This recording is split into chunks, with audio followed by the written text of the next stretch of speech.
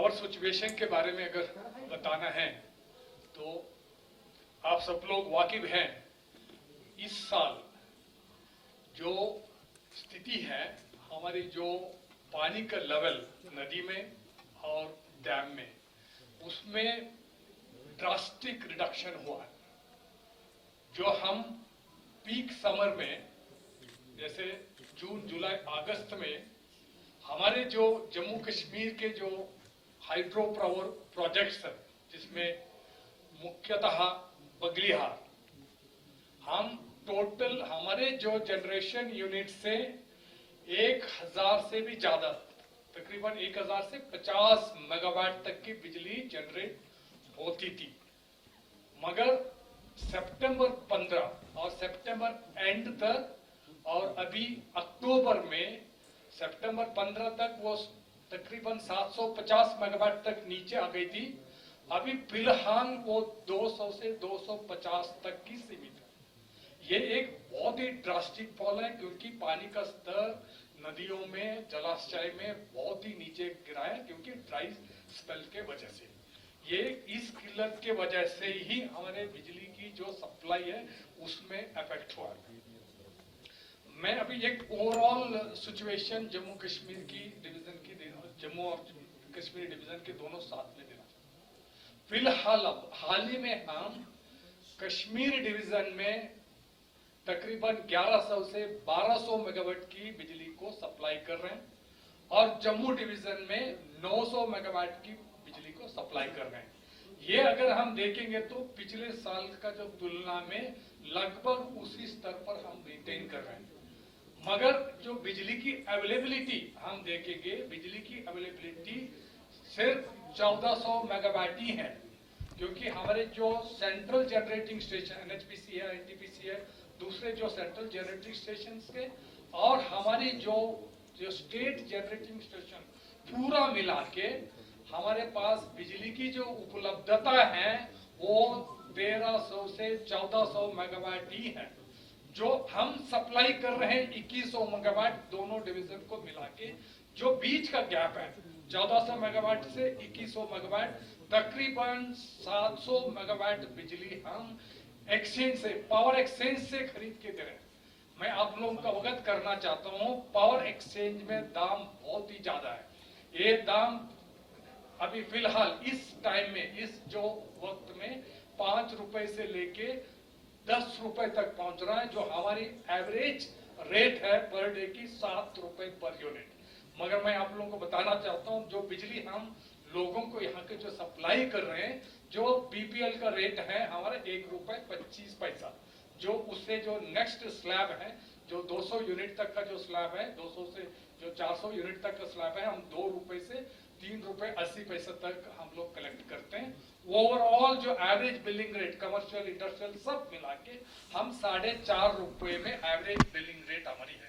तो हम बिजली को सप्लाई करते हैं 4.5 में, हमें ये बिजली 7 रुपए एवरेज रुपए जो पर यूनिट खरीदनी पड़ रही है। मगर उसके बावजूद हम 7 रुपए के एवरेज में खरीद के 2100 मेगावाट का मोटा मोटी जो दोनों डिवीजन में बैलेंस करके सप्लाई करें। मैं मानता हूं कटौती है, क्योंकि हमारी यहाँ डिमांड, जो एवरेज डिमांड है अभी 2600 मेगावाट की, उसमें हम सिर्फ जो 2100 मेगावाट तक की हम पूरा कर पा रहे हैं। जो बैलेंस है 500-600 मेगावाट की जो यहाँ कमी है, उस वजह से हमें कटौती लगानी पड़ रही है।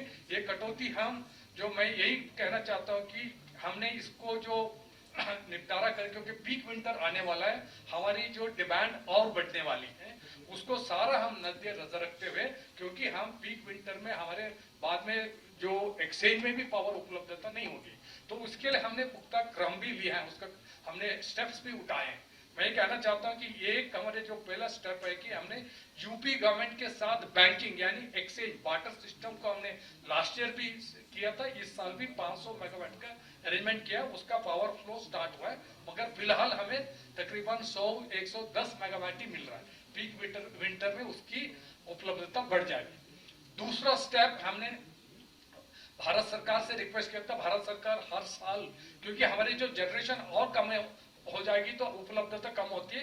भारत सरकार ने पिछले साल भी हमें विंटर में एडिशनल कोटा दिया था, वो कोटा भी भारत सरकार ने एलोकेशन दिया, उसका फ्लो ऑलरेडी स्टार्ट हो चुका है। जैसा पीक विंटर बढ़ेगा उसका फ्लो बढ़ते जाएगा। अभी फिलहाल उन्होंने 1350 टोटल जो अवेलेबल फूल है उसमें हमें 56% स्टैगर्ड वे में 56 होगा, बाद में 78 होगा, पीक विंटर में 90% भी स्टैगर्ड वे में बढ़ते जाता है।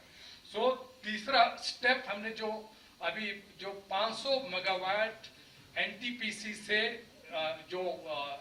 एनटीपीसी नहीं, जो पीएफसीएल के द्वारा, पीएफसी जो भारत सरकार का उपक्रम है उसके द्वारा भारत सरकार की एक शक्ति पॉलिसी, नई पॉलिसी है, उस नए पॉलिसी के हिसाब से जो कोयला को एक ट्रांसपेरेंट वे से बिडिंग के द्वारा उसको अलोकेट किया जाएगा, जो जनरेटिंग स्टेशन को सारे इंडिया में, वहां से उस पावर को ये जो भारत सरकार के जो निर्धारित जो संस्था है पीएफसी, वो बिडिंग करके उन्होंने ट्रांसपेरेंट बिडिंग प्रोसेस को चालू करके पावर प्रोक्यूर किया है।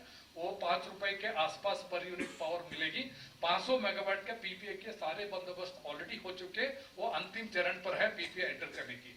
जैसे हमने 2-3 क्रम उठाए हैं, जो स्टेप्स उठाए हैं, उसके हिसाब से, क्योंकि जितने हम एग्रीमेंट करते हैं वो पूरा पावर अवेलेबल नहीं होता है। अगर 500 करेंगे तो हो सकता है कि 200-250, क्योंकि पावर अवेलेबिलिटी और एग्रीमेंट के बीच में गैप होता है, वो ऊपर नीचे चलते जाता है। तो हम एक ओवरऑल सिचुएशन को मैनेज करके जो जितना यहाँ पावर अवेलेबिलिटी की जो स्थिति है उसको मैनेज करने की पूरी कोशिश कर रहे हैं। माननीय एलजी साहब पिछले हफ्ते उन्होंने साहब ने रिव्यू लिया था, और 2 दिन पहले चीफ सेक्रेटरी साहब ने भी रिव्यू लिया था।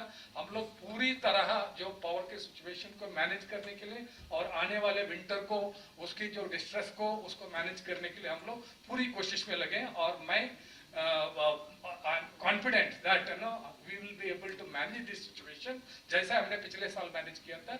मैं उतना तो हम जरूर मेंटेन करेंगे, उसे थोड़ा सा बेहतर करने की कोशिश हमारी पूरी है। Thank you very much.